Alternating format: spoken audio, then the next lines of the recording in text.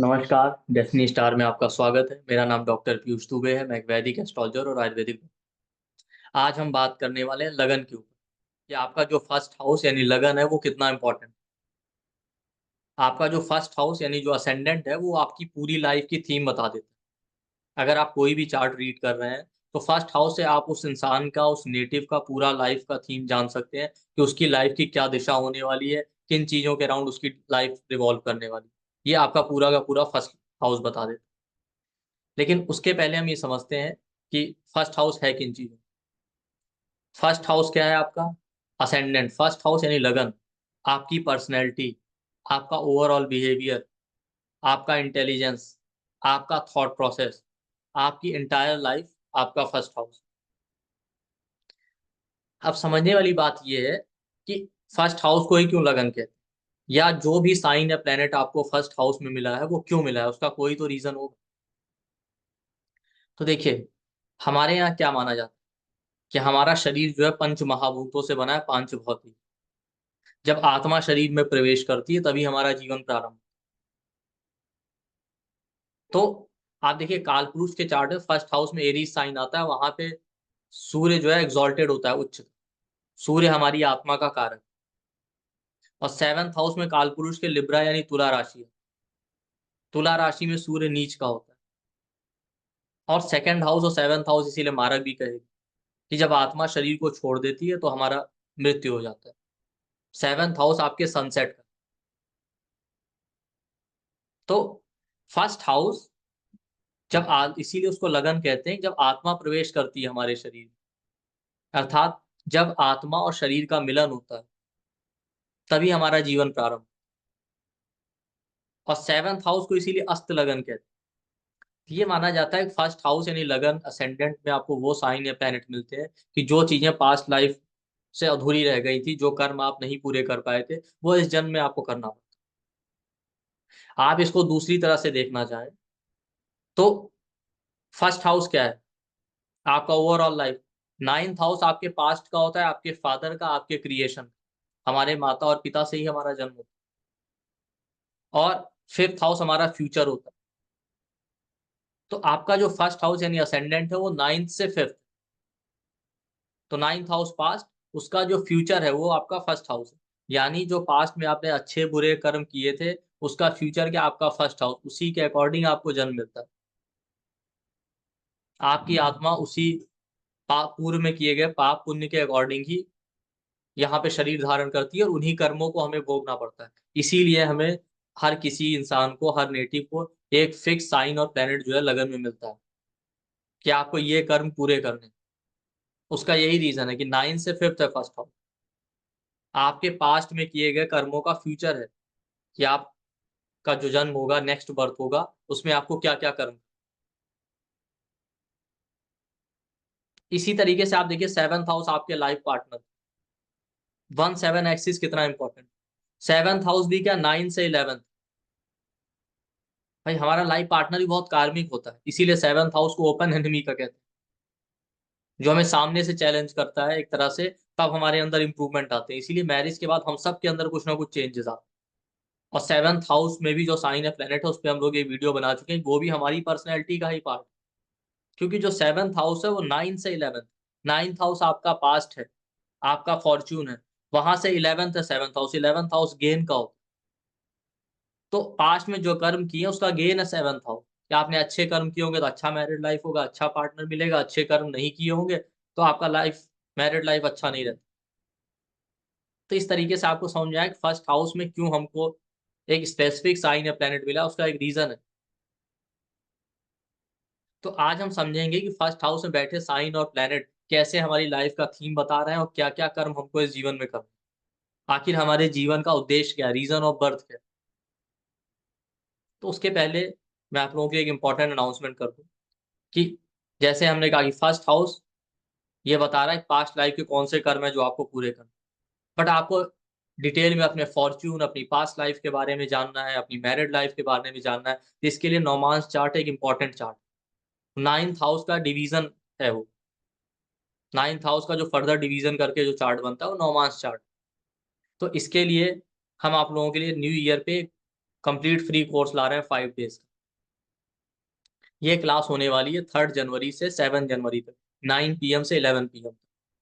और ये completely free है। ये जूम के थ्रू ऑर्गेनाइज की जाएगी। और आप लोगों को अगर ये क्लास ज्वाइन करनी है, जिसको भी इस कोर्स को 5 डे का, वो हमारे डिस्क्रिप्शन बॉक्स में जाए वीडियो में, वहां पे आपको व्हाट्सएप ग्रुप का लिंक मिल जाएगा, टेलीग्राम ग्रुप का लिंक मिल जाएगा, आप उसको ज्वाइन कीजिए, वहीं पे आपको क्लास ज्वाइन करने का लिंक मिलेगा। और सीटें लिमिटेड है, इसलिए जितना जल्दी हो सके आप लोग उस ग्रुप को ज्वाइन करें। और इस 5 डे में हम कंप्लीटली स्टडी करेंगे नौमांश के बारे में, नौमांश क्या होता है, नौमांश कैसे बनता है, मैरिड लाइफ में क्या इंपॉर्टेंस है उसका, फॉर्च्यून के रिगार्डिंग, पास्ट लाइफ के रिगार्डिंग, और बहुत सारी चीजें, बर्थ चार्ट रेक्टिफिकेशन, आपका बर्थ बाई बर्थ जो स्किल लेकर आए हैं, चार्ट को कैसे रेक्टिफाई करें, डिटेल में ये सब हम सीखें। तो आइए हम चलते हैं अपने आज के टॉपिक के ऊपर। तो फर्स्ट हाउस में बैठा साइन ऑफ प्लैनेट आपको बताता है कि आपकी ओवरऑल लाइफ का थीम क्या है। और जी हाँ, केवल ये 3 जनवरी से 7 जनवरी तक केवल नौमांश का ही क्लास नहीं आएगा। आगे हम लोग और 4-5 फ्री क्लासेस कंडक्ट करेंगे 1 जनवरी से थर्ड लेके मार्च तक के बीच में, 3 मंथ। तो आपको अगर ग्रुप ज्वाइन करते हैं हमारा व्हाट्सएप और टेलीग्राम का, तो वहीं पे सारी इन्फॉर्मेशन मिलती रहेगी। तो हम ये बात कर रहे थे कि फर्स्ट हाउस में जो साइन या प्लैनेट बैठे वो आपको बता देता है कि आपकी ओवरऑल लाइफ का थीम क्या है, आपकी लाइफ किन चीजों के अराउंड रिवॉल्व करने वाली। तो आप देखिएगा, जो साइन आ जाए उसके सिग्निफिकेशन देखिए, और जो प्लेनेट आ जाए लगन में उसके कारक तत्व देखिए, और उसके हाउस का लॉर्ड है ये देखिए।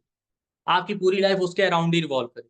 वो पॉजिटिव हो या नेगेटिव वो अलग बात है, वो आपके एंटायर चार्ट पे डिपेंड। बट केवल फर्स्ट हाउस से आपको नेटिव की लाइफ का पूरा थीम पता चल जाए। और प्रैक्टिकली आप देखेंगे ना, तो फर्स्ट हाउस में जो साइन या प्लेनेट बैठे होते हैं वहां पे इंसान को ज्यादातर प्रॉब्लम ही आता है। क्यों? क्योंकि ये वो कर्म है जो अधूरे रह गए, तो आपको पूरे करने ही। फर्स्ट हाउस में बैठे साइन और प्लेनेट के रिगार्डिंग बॉडी पार्ट में भी कुछ ना कुछ ट्रबल इंसान को रहता ही है। बट फिर भी आप ब्लाइंडली ऐसा कह नहीं सकते जब तक आप पूरा चार्ट ना देखें। बट आपको एक थीम पता चल जाएगा कि इसका नेटिव का लाइफ इन्हीं चीजों के अराउंड रिवॉल्व करने। फॉर एग्जाम्पल जैसे एरीज असेंडेंट है, तो आप देखिए फर्स्ट हाउस में एरीज आ गया, तो एरीज साइन आई, मी और मैं, पूरा का पूरा फोकस खुद पे होना है। थोड़ा सा इंपल्सिव बिहेवियर होगा, लीडरशिप क्वालिटी होगी, इनिशिएटिव लेना, आगे बढ़ के चीजें करना, अपनी हेल्थ पे फोकस करना। एरीज साइन ब्रेन का है, ब्रेन या थॉट प्रोसेस उनका बहुत मैटर करता है। तो उनका पूरा लाइफ अपने अराउंड ही रिवॉल्व करे, सेल्फ के अराउंड। अब उसमें जो प्लेनेट बैठा उसके कारक तत्व तो आप देखते हैं। टॉरस आ गया, फैमिली, फाइनेंस, फूड। इसलिए टॉरस वाले देखिए खाने पीने के बहुत शौकीन होते हैं, फैमिली ओरिएंटेड होते हैं, फैमिली के लिए उनको बहुत कुछ करना होता है।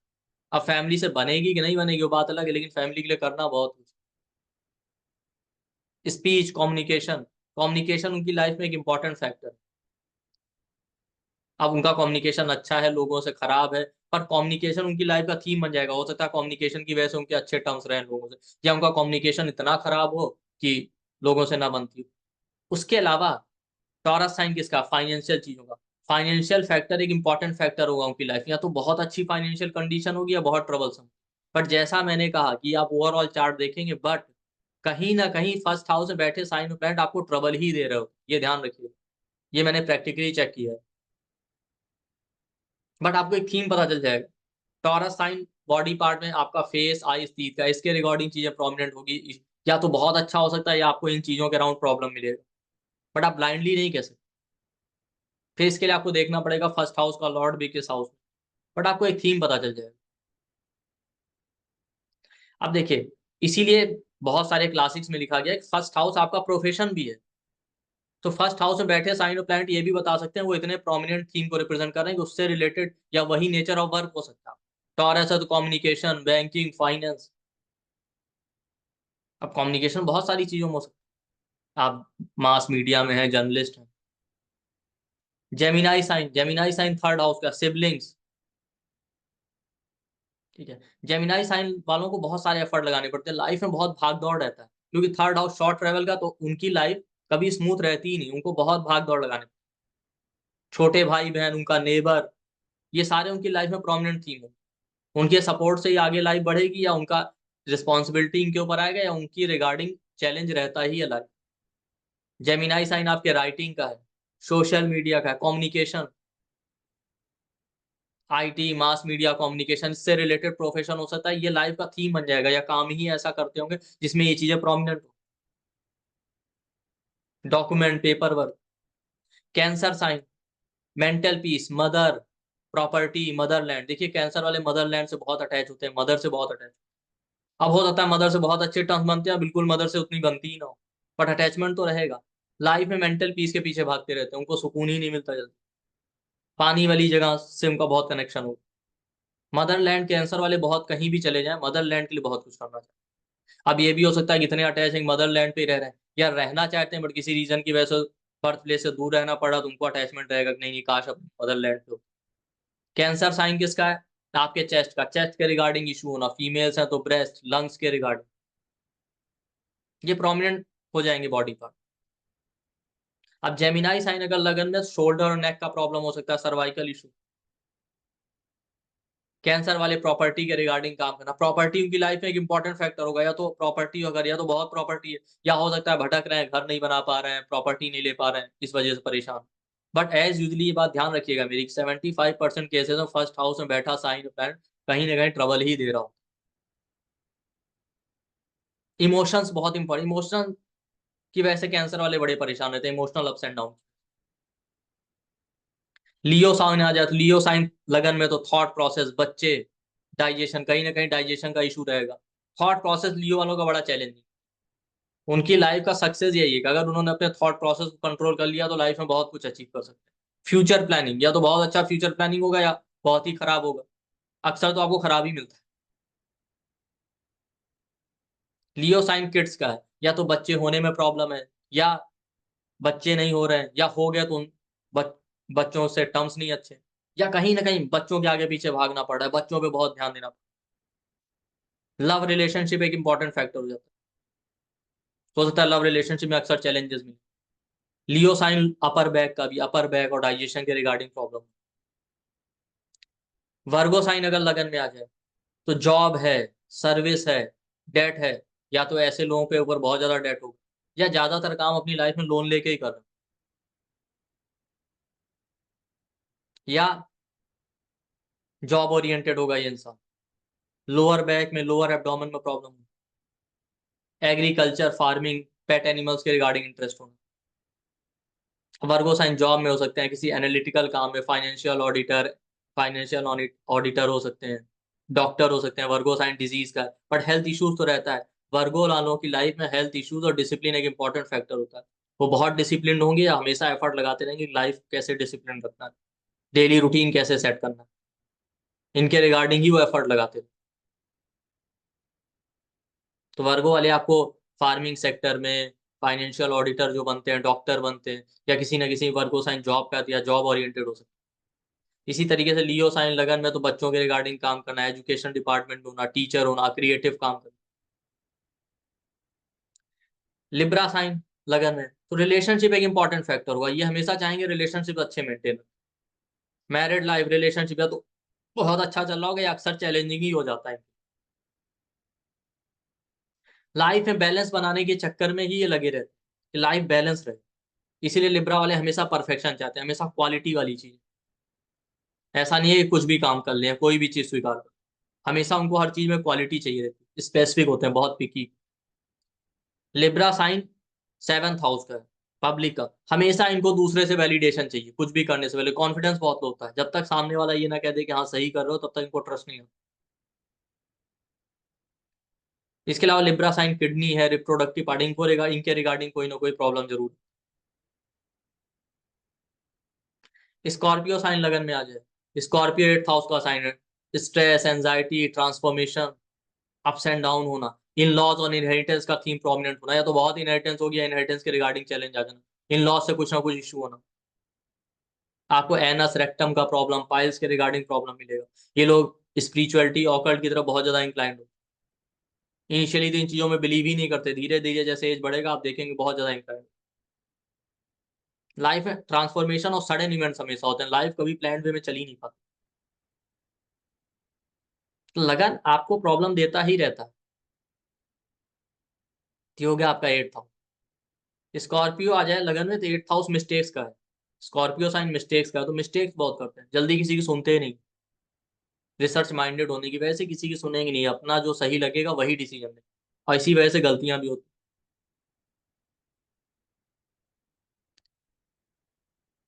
सेजिटेरियस आ जाए लगन में, गुरु, ज्ञान के पीछे भागते रहेंगे, गुरु के पीछे भागते रहेंगे। टेम्पल जाना एक प्रोमिनेंट थीम है, टेम्पल बनवाना है, इस तरीके की चीजें।